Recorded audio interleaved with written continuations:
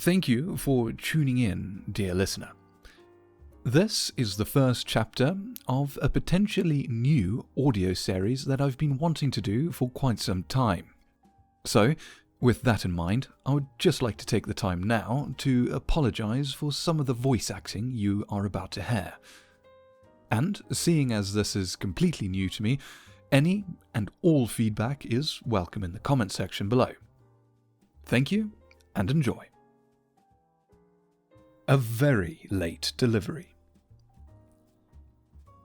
I returned to Chipping Warden fairly late this afternoon, due to a mixture of atrociously dense traffic on the M6 past Birmingham and poor planning. Why did I hit such profound traffic? Well, I wanted to avoid that belligerent money-pinching tollgate. Also, somewhere on the M6. That £8 is better spent elsewhere. The initial detour, toll-free, was only supposed to add an extra 20 minutes to my expected arrival time. I was happy with that, and, well, the customer would be none the wiser as he was simply down as an AM delivery.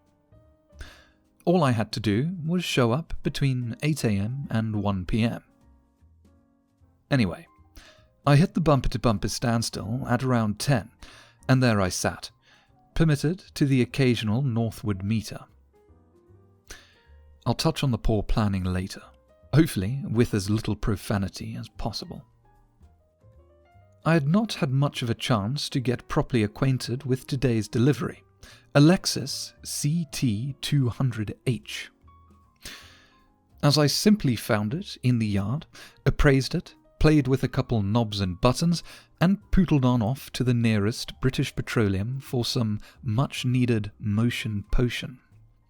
At first, I was ever so slightly excited to deliver this car. A Lexus. What manner of nonsense could I get up to in one of these? I thought to myself as I searched the yard for it in the morning. Oh, it's blue. How lovely. The back of the service booklet will have you know it is sky blue, but what kind of a snob wants to know that? And that is where the pleasantness of this car's exterior ends, because it is a hatchback, and therefore it is pretty much a wheelbarrow.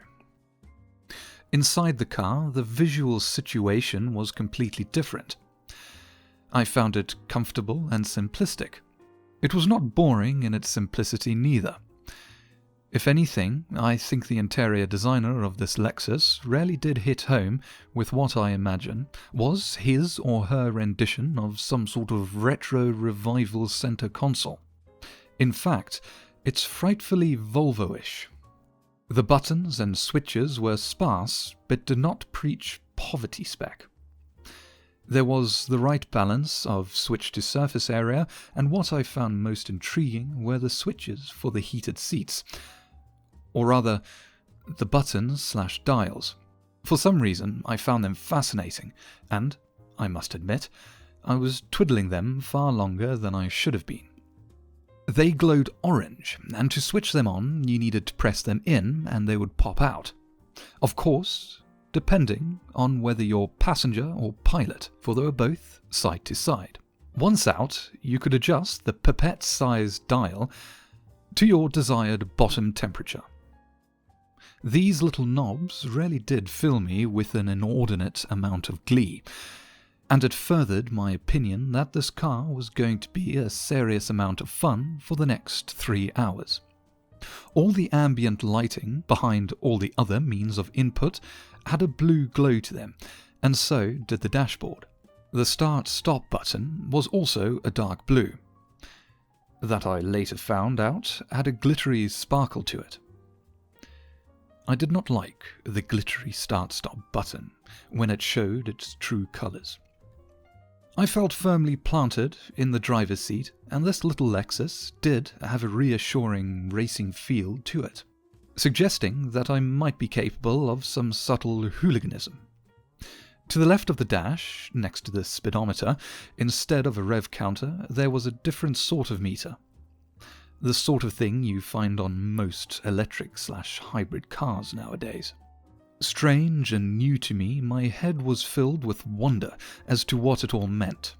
It had 3 segments to it: charge, bottom; eco, middle; and power, top.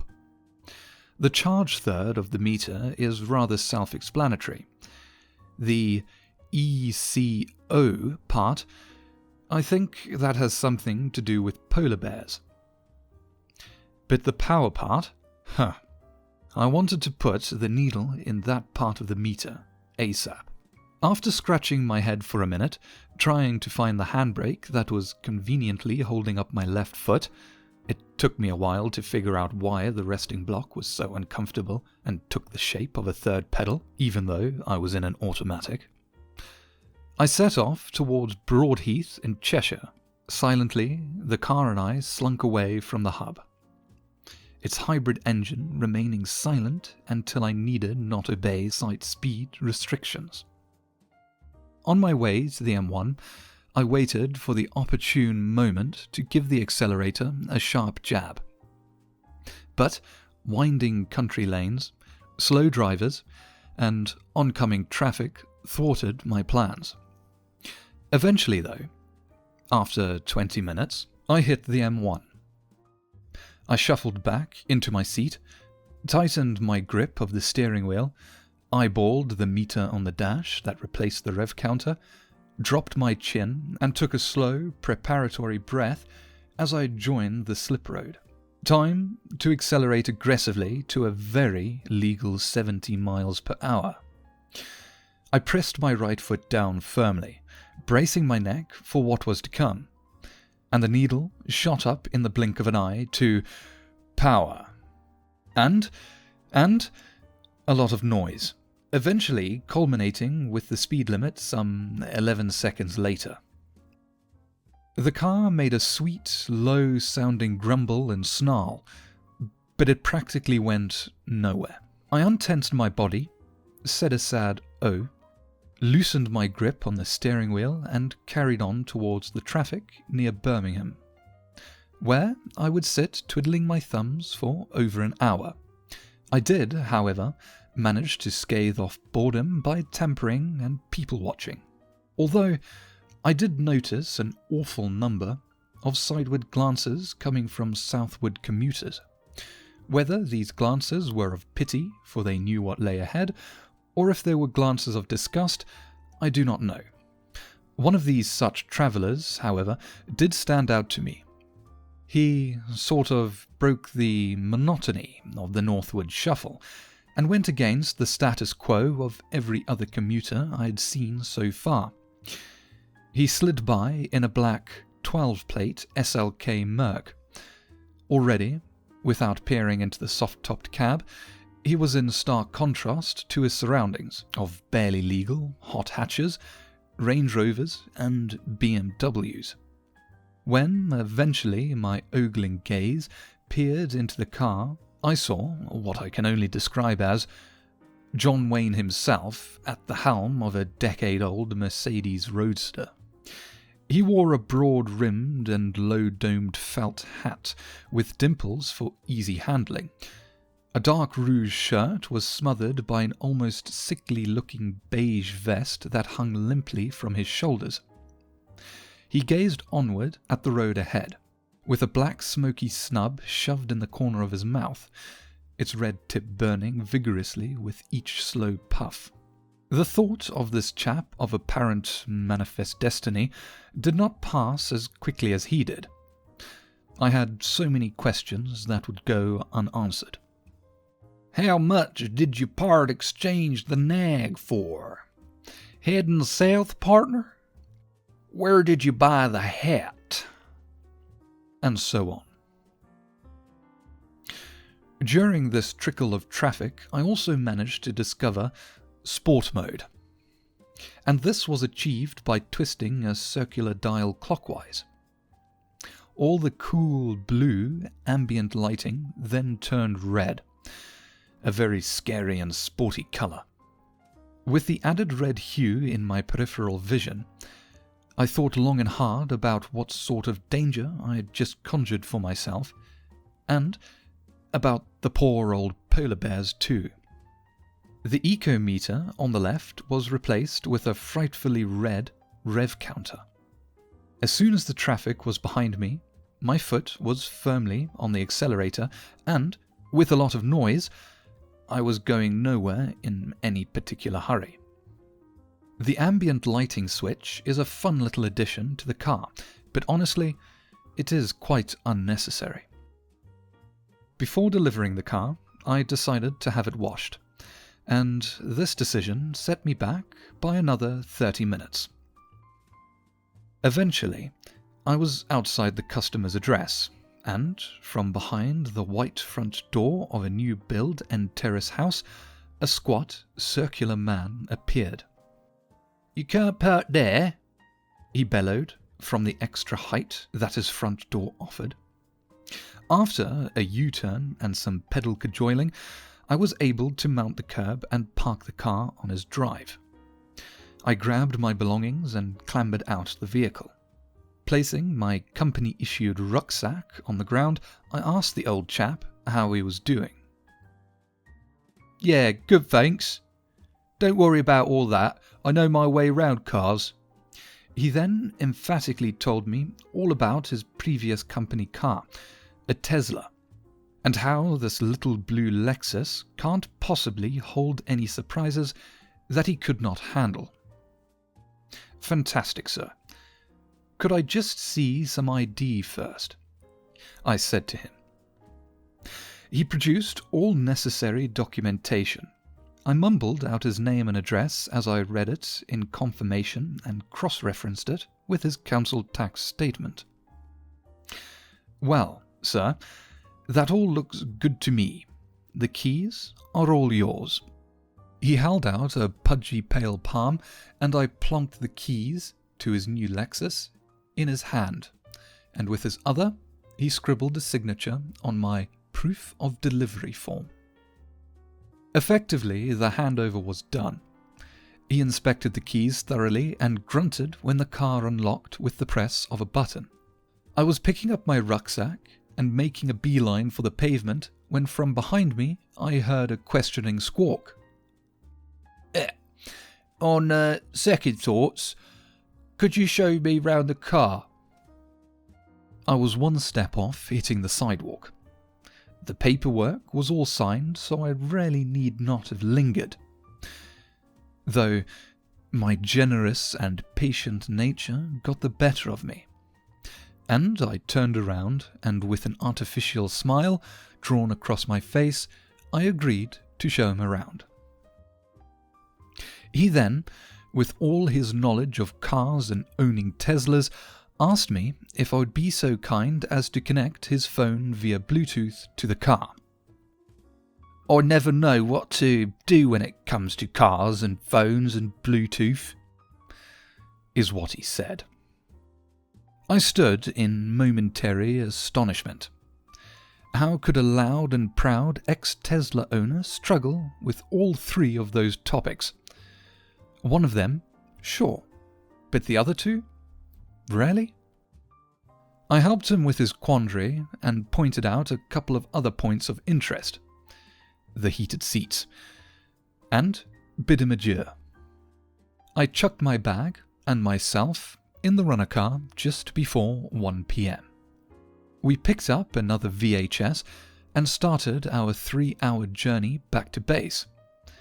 And yes, we encountered traffic on the return journey too.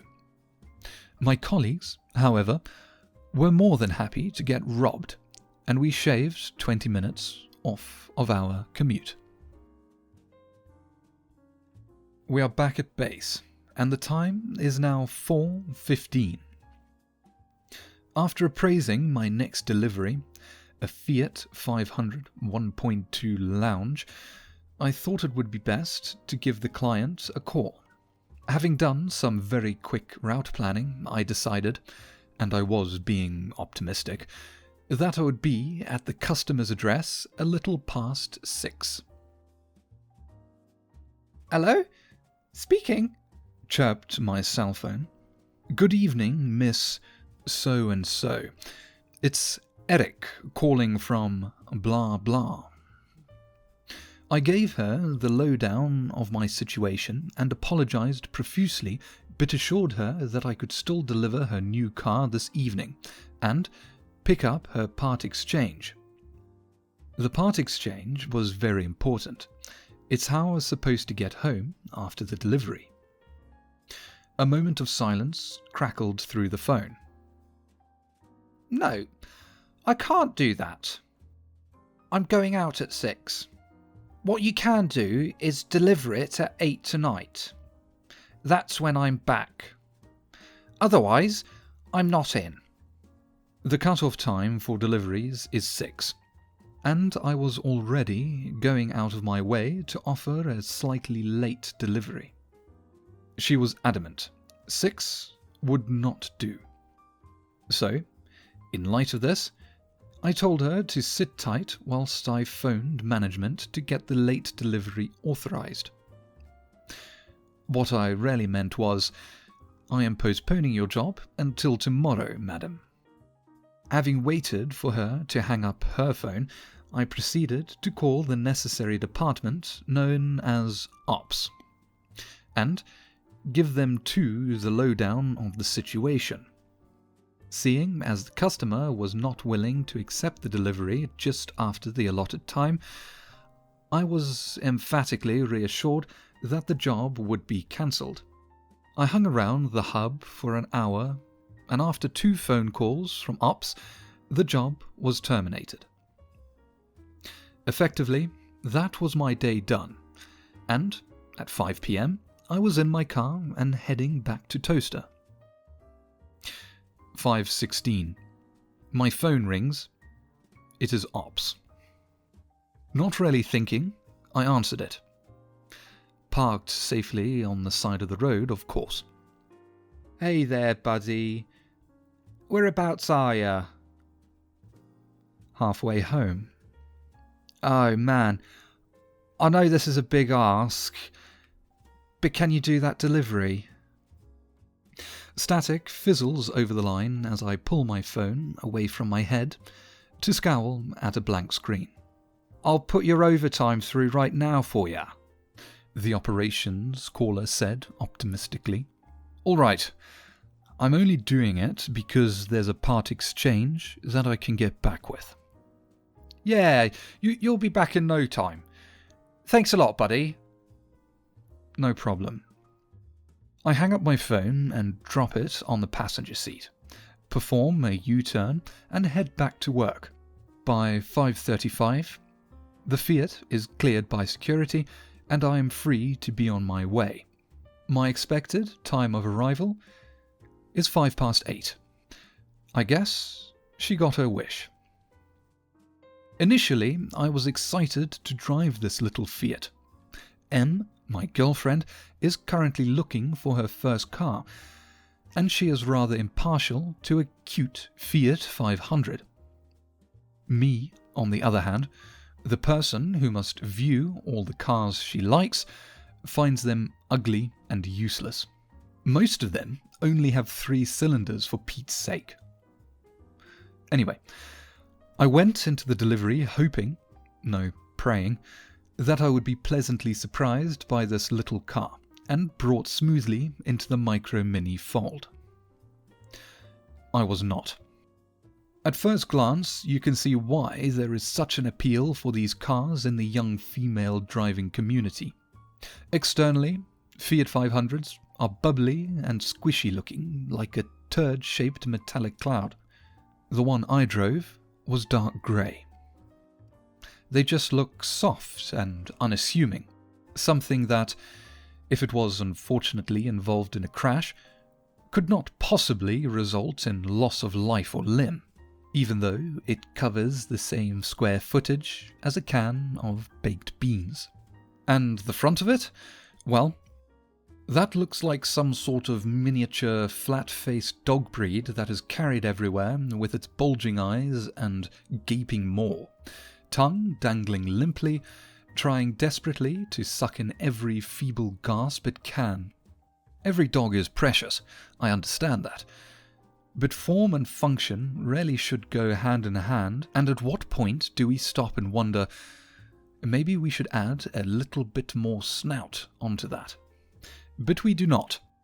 And that is why we have cars like this pug-shaped abomination. A stark reminder that Cutesy Wootsy makes more than just the afflicted entity suffer, but also those that are doomed to gaze upon it. All because it is somewhat of a fashion statement. I digress. I probably aged by a decade or two with that rant. I need to be picking up on the positives here. This car is supposed to be growing on me. So, I'll give it another shot, shall I? At first glance, I was met with one of the most iconic cars ever made and produced. I knew this just by its iconic body shape alone, known the world over and synonymous with its country of conception. With humble beginnings in the late 1950s, this little Fiat's rear-engined ancestors changed the lives of countless Italian peasants up and down their country, from fields to cities. It satisfied the need for an affordable, practical and economical people's car and helped modernize a largely agrarian country, a testament to Italian automotive ingenuity. So, it is no wonder they revived this car many years after its discontinuation. In fact, not that you really want to know, my Italian great-granny even learned how to drive in one of these little cars, albeit a slightly older one that was likely test-driven on a factory roof. So, by national and family heritage alone, I have no excuse to not like this car. I still do not. Internally, the only way I can describe this car is that it closely resembles a makeup tray. Blush, I believe. It was plasticky and alien to me. Every surface I touched cracked and creaked with plastic brittleness. Oh, and it had a beige interior. I know. Who thought it could get any worse? The gear selector was also awkward and argumentative. The only hint of Italian origin I could find in this car. The gear selector is spring-loaded for some obtuse reason, so if I was not careful, it would shoot off to the left and put itself in gear. And, in a flurry of panic and confusion, I would have to yank the selector back into neutral. Then, it would disagree and tell me that it needs to be put into neutral and refuse to work. Therefore, I would have to turn the car off and on again. This car knew I hated it, and it was not going to make my night any easier. So, I slipped free from the desultory glare of security and wound my way to the second set of security guards who, well, are there just to be awkward, I guess. The individual that emerged gave me a piercing look with one eyebrow raised and ushered me through. I was finally on the road, and boy, how my driving experience changed. As of that first gear change, with the engine under considerable strain and pressure to shift up, my pessimistic opinion of the car shifted up a jolty gear too. This Fiat, this friendly little car, every time it changed gear, it tried, with absolute determination, to give me whiplash. In all fairness, as to keep myself from being a complete arse about this car, the gearbox did seem a little bit precarious. Personally, if I had had it my way, I would simply have cancelled the job. But if there is no warning light on the dash, there is no problem with the car. So any attempt to call ops would have surely ended with a stern and absolute denial of my request. Regrettably, I pushed on, my last shred of morality being jolted from my bones with the next gear shift. leaving it sitting lifelessly redundant on the side of the road. Perhaps I will pick it up on my way back, I thought to myself. It was a long and uncomfortable 30 minutes from the hub. Various quaint villages, Daventry, and to the M1. I whimpered with every deceleration when entering a village and pressed myself firmly into my seat. Not in anticipation of buckets of power, but for fear of a broken neck. And I did much the same with every national speed limit that showed its ugly face. Eventually, by some divine miracle, the Fiat and I were on the motorway. The car still had a transmission, and I still had a vertical neck. The drive north to Mansfield was mostly uneventful.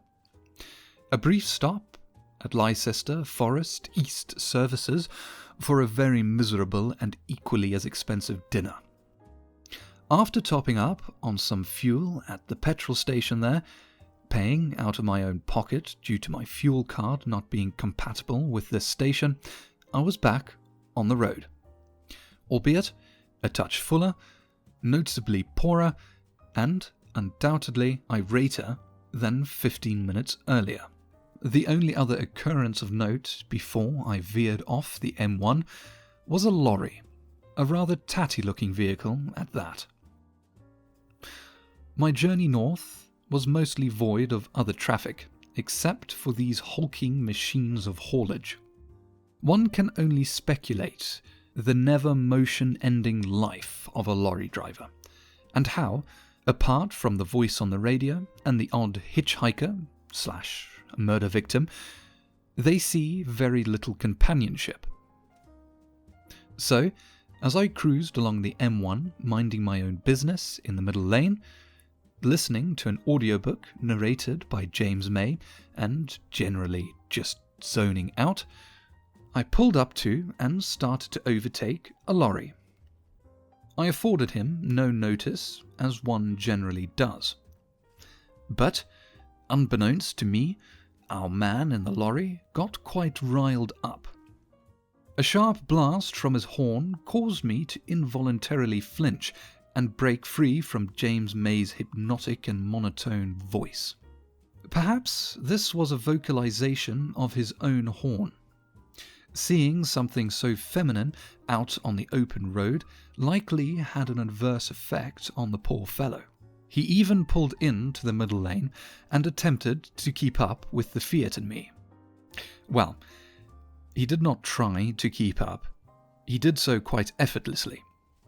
This has probably never crossed your mind, but a Scania badge is rather humbling when it is all you can see in your rearview mirror.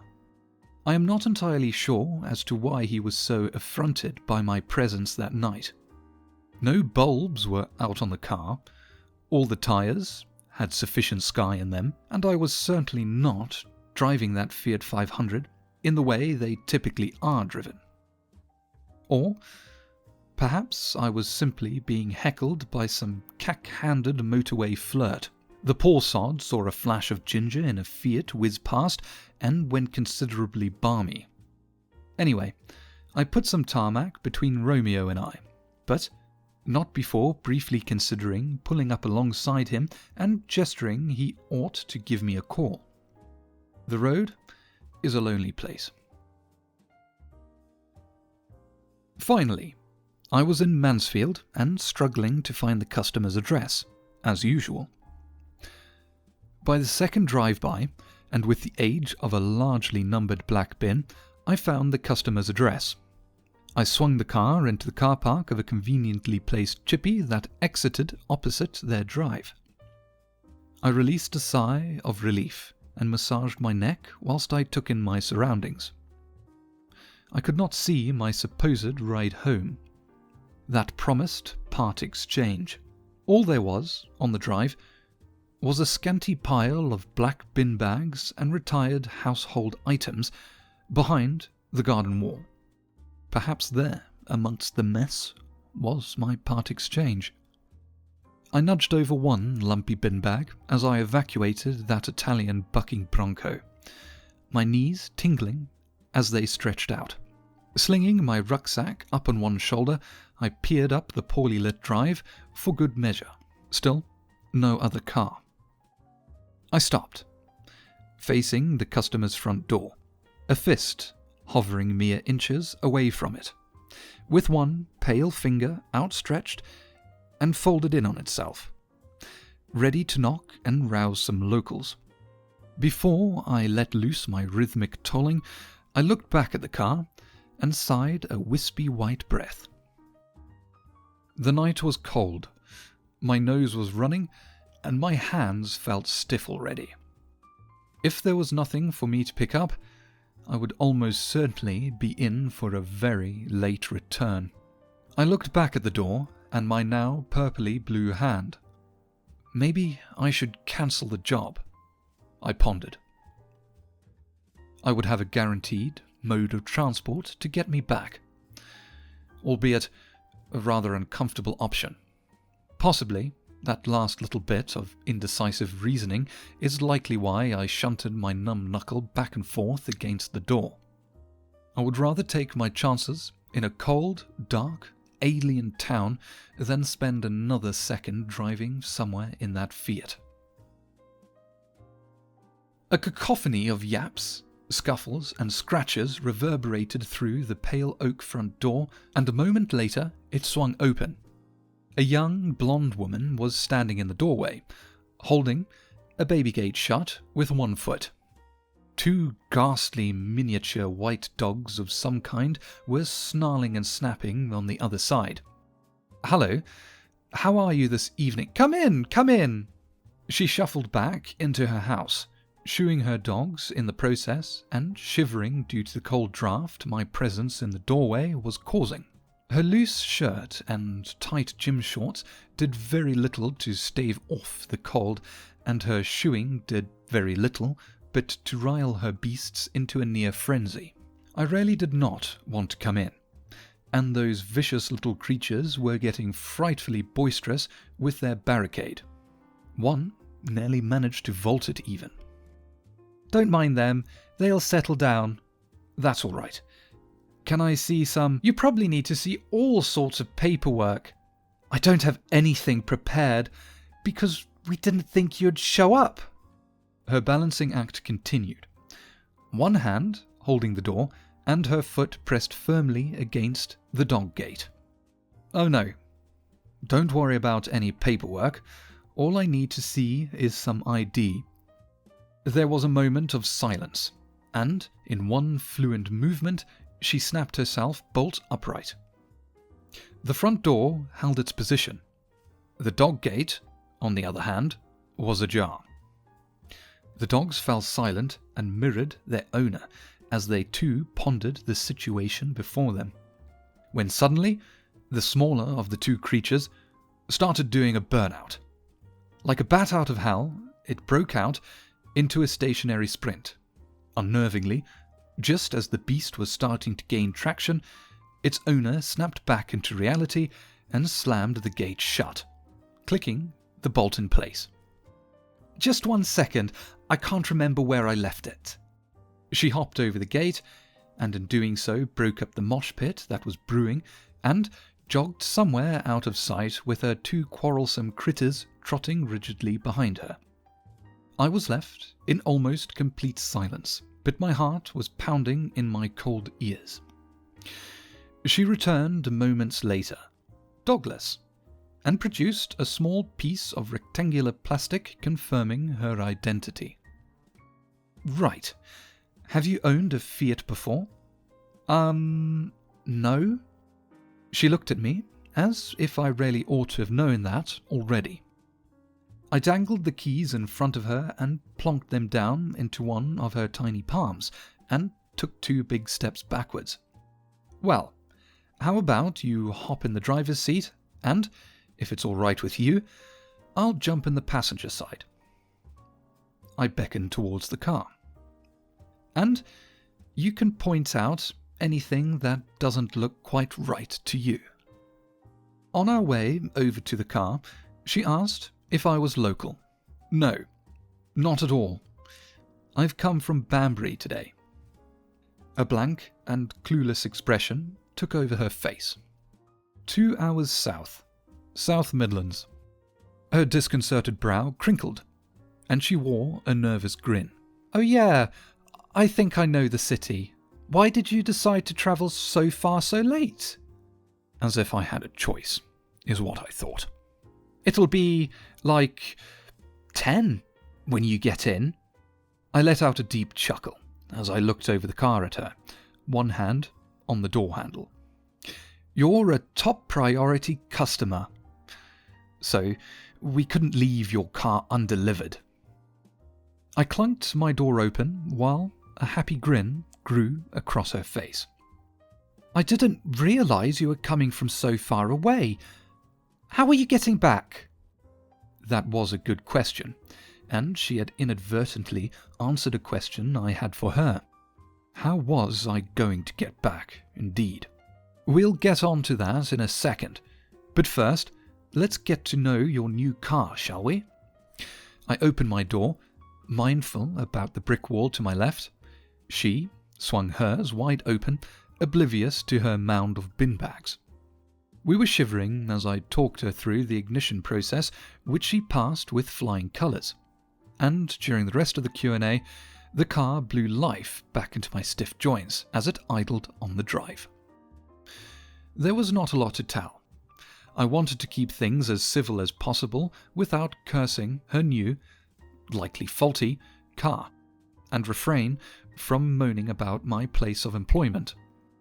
Once the handover was complete and I had a signature from her, I thought it would be prudent to bring up that rumoured part exchange. Confusion washed over her face once more, this time accompanied with an awkward side-eye. There was no part exchange for me to get back in. "No worries," I said with a sinking heart. "Is that your only way back?" As far as I was aware, yes. I should have cancelled the job. But no bother. I'll head to the local train station instead. "Oh, mate." Apparently, I had become her friend. "That's not right. What they've done is bang out of order." "It's certainly a shame. Where is the nearest train station?" I gave a suggestive glance at her new car. About a 15-minute walk up the road." "Thank you. Is there clear signage?" I gave her car a more obvious suggestive look, followed by a subtle cough. Yeah, it's all clear. Left off the drive and left at the end of the road." She scratched her chin and thought for a second. "I know what I'll do." "Please, for the love of the gods, offer me a lift." "I'll leave a review." "Oh, thank you so much." I released a long and steady vaporish exhale down my torso. "I think what they've done to you is so wrong. They should have never have done this." I took up a suggestive position near the garden gate. I was ready to leave. "Honestly, mate, you should get out." "I am trying to." I pulled the latch up on the gate. "Ugh. Companies just think they can get away with anything." "They sure do," I said, shivering, my back slightly arched. "Anyway, it's been a pleasure meeting you, Miss Blah Blah, but I really must..." "Right. I'm going to go in, make a cup of tea, and write that review. Your name is Erin, right?" I pulled the gate to, just enough to squeeze through. "It's Eric, with a C." "I really wish I could offer you something. Would you like £2 for a coffee?" She patted down her pocketless shorts. What use would a coffee allowance be at 8:40 at night, anyway? No, it's quite all right. Left out the gate and left again at the bottom of the road, wasn't it? "It really is, just straight from that point on, and it isn't far. 15 minutes. I was half out the gate and peering up the road. Great. I hope you have a fantastic rest of your evening, and don't waste any time on hopping in your new car. I turned to face the customer. And, taking her for a spin, her back was turned, and she was stomping back to her front door, already 3/4 of the way back. "Oh," I mumbled. "Bye-bye then." Trembling, I set off on the next leg of my journey, and good grief, it was cold. All I had on was a thermal shirt, company-branded polo shirt, and company-branded fleece. My hands, almost blue and painfully sensationless, quivered relentlessly as I attempted to dial ops. By the third attempt, the line was ringing, but the call fell flat. Everybody in the office had packed up and called it a night at 6. Some warning on their closing times would have been useful. So, in lieu of the situation, I called my lead driver, the professor, and, to my surprise, he expressed a genuine concern for my well-being and urged me to get back by any means necessary. I told him my plan and that I was on my way to the train station. He wished me well and asked that I keep him updated on my whereabouts. After hanging up the call, I opened Google Maps on my phone and typed Mansfield train station into the search bar. This took me 2 attempts due to very stiff thumbs. I just wanted to be certain that Miss Blah Blah knew her left from her right. Which she did, and the train station was pretty much as the crow flies and only 13 minutes from my current location. By car, that is. On foot, I would be walking for 42 minutes. The walk was a considerably pleasant one. In this job, you do not do a great deal of walking, so the exercise was well received, and for the time being, I forgot what time it was and how far north I was too. A brief chat on the phone with my girlfriend also took my mind off the track for a while. But, as I strode into town and clacked down the brick paving of Leeming Street, I remembered where I was. Hooded individuals with puffy coats and white-striped tracksuit bottoms hung around in closed-shop doorways, sitting on benches the wrong way and moving in small herds, one orange ember typically jumping between them.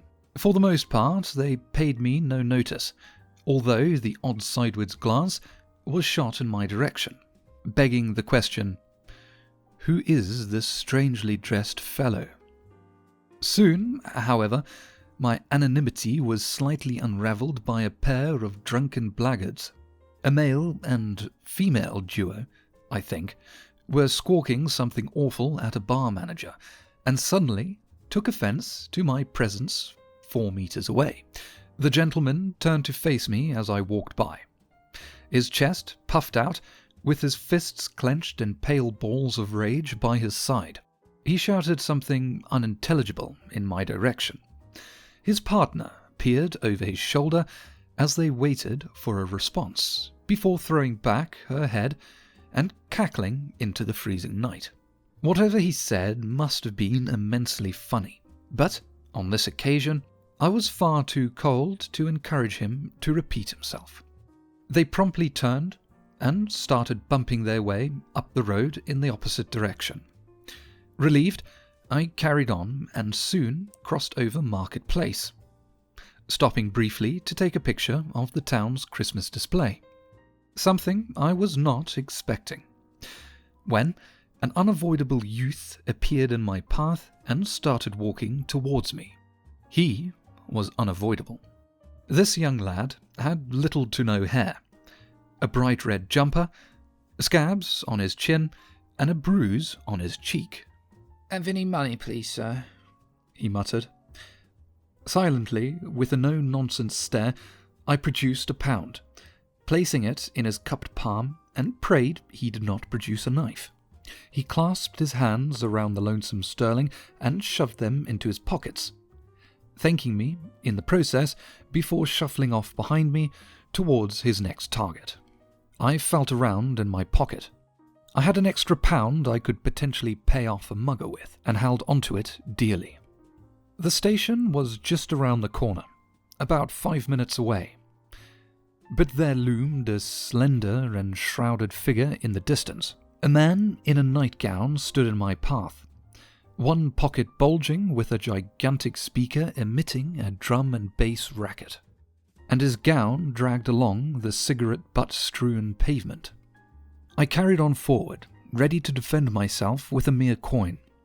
In a mindless way, his head craned downwards, he shuffled despondently into bollards that marked a car park boundary. I thought, knowing my luck, this is where I would be jumped, just mere minutes away from my destination. Though he paid me no notice whilst he gurned amidst his current high and jostled some upturned cannons. And then I was there. Sort of. The bus station, and then the train station just behind it. I felt nothing could go wrong from here. All I needed to do was hop on a train and head south. I climbed a gradual slope and various flights of stairs, peering down a tunnel that leads to Platform 2 before finally making it to Platform 1. My cheeks were burning from the cold and my nose was running, but there it was. The train that would get me back. Over there, at Platform 2, ready to depart for Nottingham. Wait. Oh shit! I swung myself around, my bag throwing my balance, and ran down towards the Platform 2 tunnel. A light flickered, broken glass crunched underfoot as my jog echoed ahead of me, the graffitied walls slid by as a gaily coloured mural. I heard a grinding squeal from above. When my head crested the station brick wall atop the gradual disability slope, I saw my train departing. I slowed to a walk and slapped my thigh. It stung bitterly. Through a dense white cloud that steamed from my mouth, I saw the conductor raise his hand and afford me a firm salute as he bid me farewell and disappeared down the track. That was the last train that, by various changes, would get me back to Banbury. I slumped down on uncomfortably sloped aluminum benches, shielded from the elements by an equally sloped roof and opaque panes of glass. The ticket machine whirred as I called my girlfriend back in despair as the cold set in once more. She scoured the web and I poked around on the machine next to me, only to find out that the next train would arrive by 10:30 and only go as far as Nottingham. From there, I would have to find my own way back to Banbury. As I sat and waited, we chatted away, and I asked inquisitively, slightly stifled by my shiver, what temperature the heating at home was on. I guessed 18 degrees Celsius. My phone was like ice against my cheek. And received a sincere but confirmative mumble from my partner. A nearby stadium thumped and sang with the hum of 1,000 spectators, likely watching a soccer match, their resonance surging and dropping like a wave washing ashore. Slightly tropical in nature and warming in this chill. I asked Em if she would be so kind as to make a cup of tea for when you get back. She replied, "No, so I can listen to you drink it through the phone. I'm currently drinking a herbal tea," came a sorry response. If I was not busy stopping myself from slipping off a bench seat, I likely would have gagged, but the very thought of a warm and steaming drinking vessel made my shiver cease. Only for a second, though. Soon the athletic throb of sporting spectators stopped after one final triumphant cheer. One by one, the platform gained more travellers. Some wearing joyous, rosy-cheeked smiles, and others looking downtrodden with dragging feet as they walked the platform. And at last, 5 minutes late, a tubular and screechy machine hummed to a full stop opposite me and slid its doors wide open. I sat tucked away at the back of the last car, squinting at the trip screen overhead. I was on the right train, and the cabin air vents were blowing a warm and steady torrent. In all honesty, I did not really need to check if this was the right train or not. I think it was the last one of that night. So if I had missed it, it would have been a very uncomfortable sleep on that uneven bench. From here on out, my trip south was sleepy and unprofound, apart from a brief breakdown to which I angrily scribbled down in my notebook, "Oh, now apparently the train has broken down. We're just sat here as the driver makes a couple phone calls and bangs things with a hammer. I fear soon he'll give up, throw a tantrum, and go on strike." I might have very likely been a little grumpy when I wrote this, and ever so slightly hangry as well. For reading it back, I noticed more than one exclamation mark. By 11 p.m, I was in Nottingham. After another short sprint and some frantic waving behind my pre-booked taxi as he circled the car park, my bag was tossed in the back, and I was heading south to the tune of £117.20. To my American audience, that is about 537 USD. It's a lot. Before long, I was rudely awoken with a sharp bang on my head. We were on the final stretch of country lanes, and my taxi driver fancied his Toyota Prius a rally car. So close, but so far. I still had a half-hour drive home. Banwal, my driver, and a fantastic source of information pertaining to the health and well-being of cab drivers, crunched us to a halt outside the hub's industrial gates. They were locked, and the security hut looked deserted. Perhaps the chap on guard had disappeared to polish his boots, or maybe he was having a midnight kip. When gingerly, a squat, grey-haired, stubble-specked, and round-bellied man strode out the hut with one eye half open. "What?" he quacked. I stood like a prisoner, both hands clenching the cold steel bars of the gate. "I'm here for my car." Yeah. Wait there." He swiped the air in my direction and disappeared back in his hut.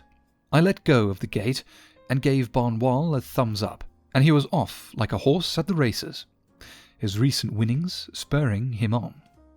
I collected my car, demisted it, departed the hub as quick as my coupe would carry me, hit the M40 south to Bicester, and I called it a day the next day at a very exhausting 1:25 a.m. The last things I remember from those wee morning hours were my boots haphazardly kicked off at the door, some clumsy tiptoeing upstairs, shimmying free from that paper-thin fleece, and wiggling off my chinos before flopping into a warm bed and losing all consciousness for 7 hours, ready for another day of despondent camaraderie. Having delved into the matter since that trying night, I can confirm that the lack of a key for key was in fact down to the company's poor logistical planning. Oh, and Miss Blah Blah never did write that review.